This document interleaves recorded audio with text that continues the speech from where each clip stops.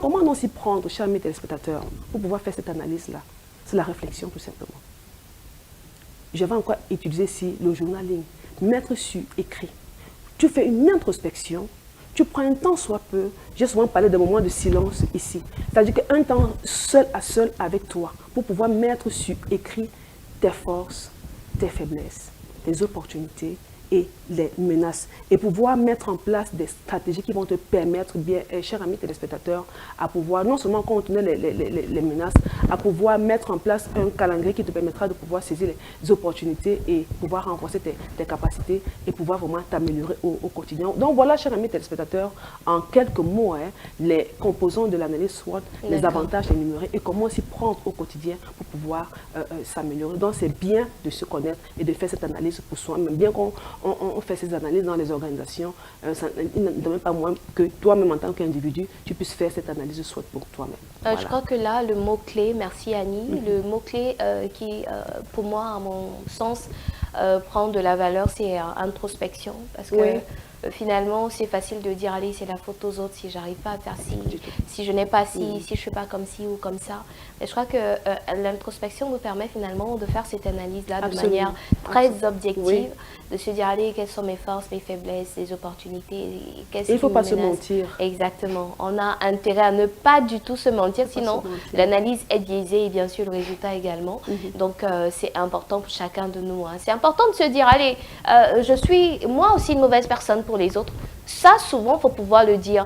Peut-être parce que bah, voilà, j'ai une mauvaise manière de m'exprimer en face des autres.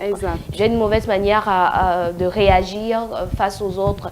Je manque d'empathie, je manque de ci. Il faut pouvoir aussi se le dire pour comprendre finalement peut-être pourquoi l'environnement aussi ne nous est pas favorable, pourquoi est-ce qu'il nous est menaçant. Et souvent, il faut le faire. C'est très facile de dire, ah non, la faute est toujours aux autres. De rejeter la faute sur les autres. Rappelez-vous, chers amis téléspectateurs, que chacun est responsable de sa vie. Chacun est responsable de sa vie et chacun a l'obligation de tout faire pour s'améliorer. Donc, personne ne va venir t'aider à marcher. Mais il faut tout faire. À manger aussi, voilà. Il faut tout faire.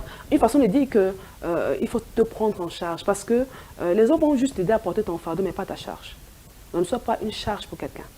Donc, on peut juste t'aider à porter ton fardeau. T'aider à porter ton fardeau, par exemple, c'est que je peux te dire, ok, voilà, tu m'as parlé de faiblesse. Ok, voilà une opportunité qui peut t'aider à pouvoir améliorer cette faiblesse-là ou bien faire éliminer cette faiblesse-là. Là, j'ai porté ton fardeau, pourquoi je t'ai présenté cette opportunité. Maintenant, c'est à toi d'aller la saisir. Donc, je n'irai pas la saisir à ta place, mais je ne pourrais pas porter ta charge. Donc, il est important, chers amis téléspectateurs, comme le disait Chrissy tout à l'heure, il faut faire, comme elle revenait sur ce que j'avais dit, faire une introspection. Faire une introspection et être vrai avec soi-même. Ne vous mentez plus. Il faut sortir du déni. C'est important. C'est-à-dire que si tu reconnais que j'ai telle faiblesse à tel niveau, mets le doigt là-dessus et commence à travailler sur cela. Parce que personne ne viendra le faire à ta place. Et aussi être vrai avec toi-même en disant que oui, j'ai une force. Et reconnais que c'est une force. Ce n'est pas de l'orgueil. Que voici une de mes forces ici et voir dans quelle mesure améliorer. Et la force, ça peut être un talent. Et un talent sans entretien, il meurt. D'accord? Le talent, tu peux identifier que tu as un talent, que tu as un don, mais il faut pouvoir cultiver ce talent-là au quotidien. Si tu as la capacité à pouvoir courir, si tu ne t'entraînes pas chaque jour, tu ne vas jamais gagner les JO, les Jeux Olympiques par exemple. Excusez-moi de prendre l'exemple du sport. Donc, et ça s'applique dans tous les autres domaines, de la vie, chers amis téléspectateurs. Donc il est très important de mettre les doigts sur chaque aspect de votre vie, vos forces, vos faiblesses.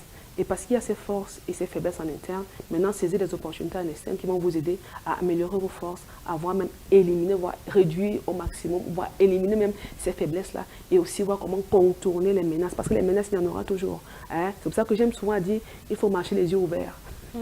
Marcher les yeux ouverts, en d'autres termes, c'est-à-dire qu'autour de toi, ok, d'accord, qu'est-ce qui peut être une menace pour moi? Qu'est-ce qui peut m'empêcher vraiment de pouvoir mieux m'accomplir, tant sur le plan, que ce soit à la maison, que ce soit au lieu de service, que ce soit au quartier, que ce soit, quel que soit l'environnement dans lequel tu te trouves.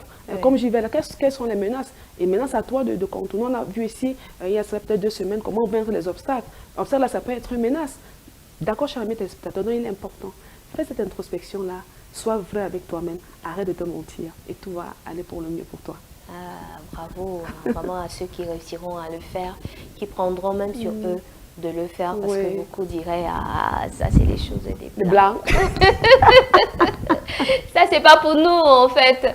Alors que c'est important, on est tous humains, on a tous des challenges chaque jour. Et aujourd'hui, le monde est un village planétaire. Ce qu'on fait ici à Angelmanduga ou bien à Yaoundé, il y en a qui le font à Los Angeles ou je ne sais pas trop où.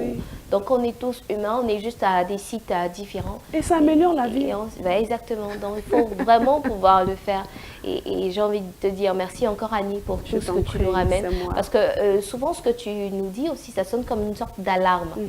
Souvent, c'est des choses dont on a entendu parler, qu'on connaît, on se dit... Bah, mais on n'est jamais passé à l'action. Exactement. Donc, je crois que t'écouter le matin aussi, ça me permet de dire, hey, c'est le moment, il faut le faire. Tu vois, toutes ces choses qui traînent depuis, toutes ces choses que tu n'arrives pas à accomplir, peut-être c'est dû au fait que tu n'as pas fait préalablement une analyse soit de qui tu es, de ce que tu as comme force et faiblesse et autres.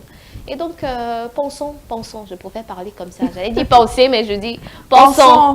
Et passons à l'action.